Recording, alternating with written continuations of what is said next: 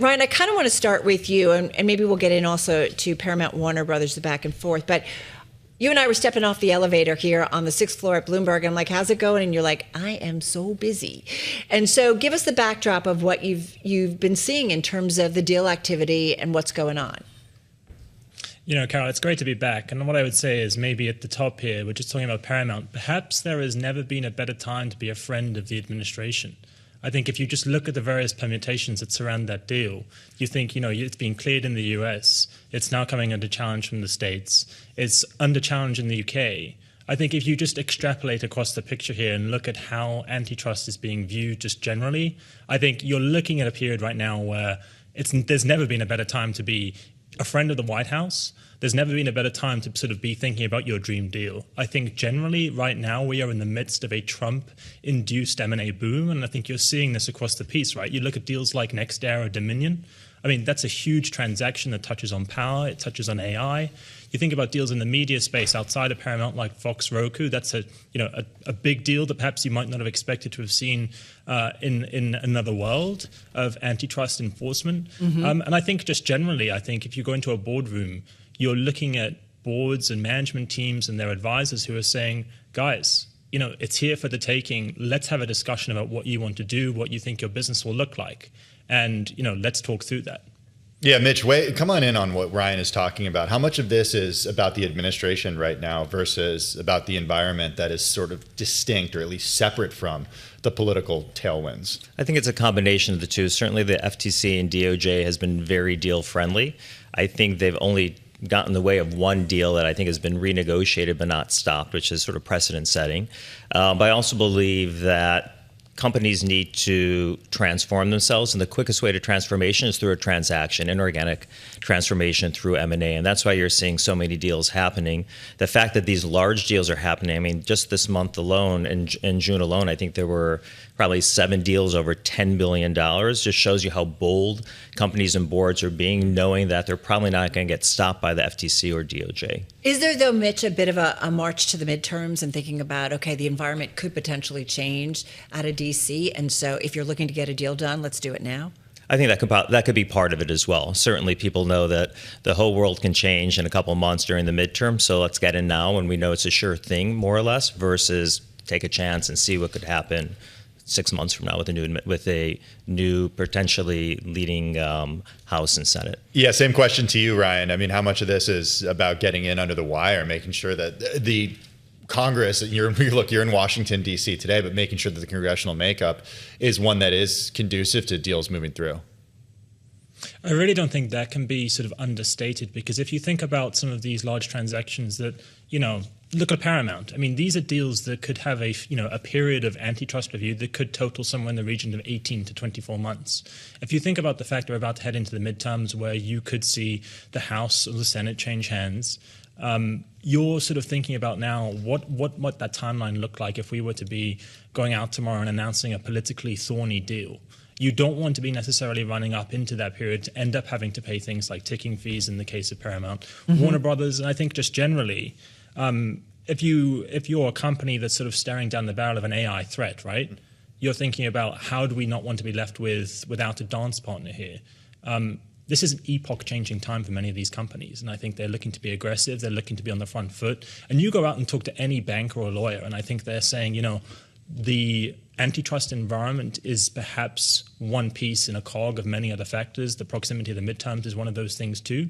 But just generally, we're looking to be on the front foot, and we're ready to act when it's necessary. Mitch, come on back in here. I mean, you know, you talk about companies, you know, probably facing, you know, it's innovation, disruption, whether it's AI and so on and so forth. You know, what is primarily the driver? Is it AI connected, or is it just for drug companies? It's looking down their pipeline, what's typical for that industry? What is it? It's sector specific. A lot of it is driven by AI, some of the front of the house AI, but a lot of it back of the house AI.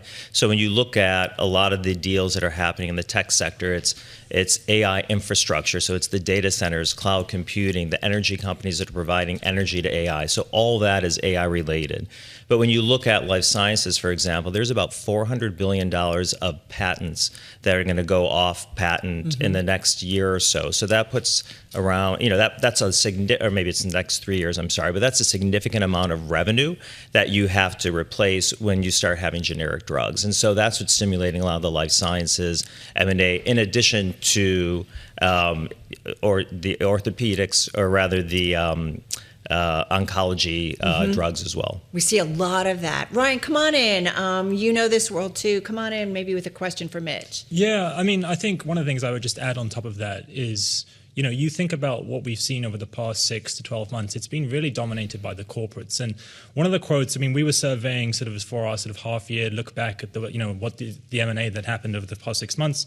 And we spoke to one of our friends at Goldman Sachs in Europe who runs the business there. He said that, we're seeing so much corporate activity because they're not buying for the next 5 years. They're buying for the next 40 to 50 years. And I think that really gets at the heart of some of this, right? Which is that this is really, we've never been in this period before, where companies are going to have to take such big steps, and they're going to have to become very, very familiar quite quickly with what this new normal would look like across M&A. Right. If you look at the first 6 months of this year, the majority of the deals have been corporate deals. I mean, an incredible year for M&A, $3 trillion globally. 70% of that is in the U.S., but the majority of that is the corporates versus the private equities. A lot of it because the cost of capital is high.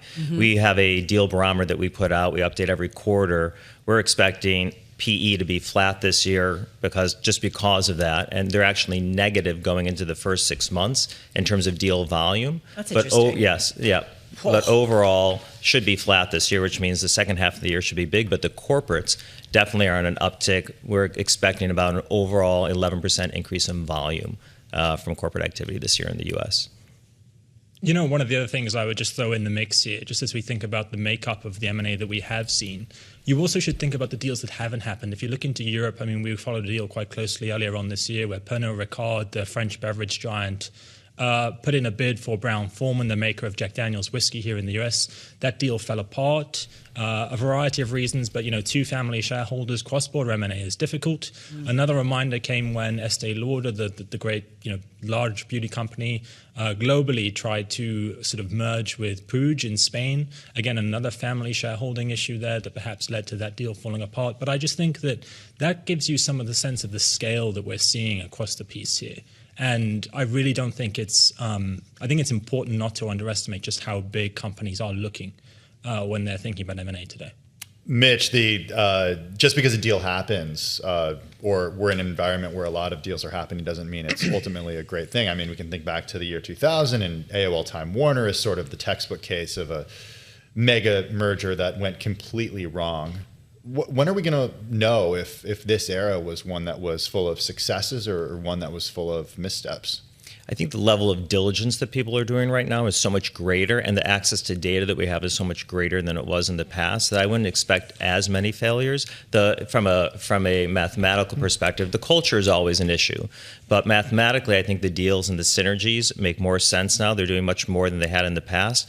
You always have to get the culture right. And if you don't get that right, the deal can fail. And that's something that you can't necessarily get through, diligence and crunching the numbers. I've definitely heard that from top M&A bankers. Yeah. Like the CEOs have to get along for this deal to make sense.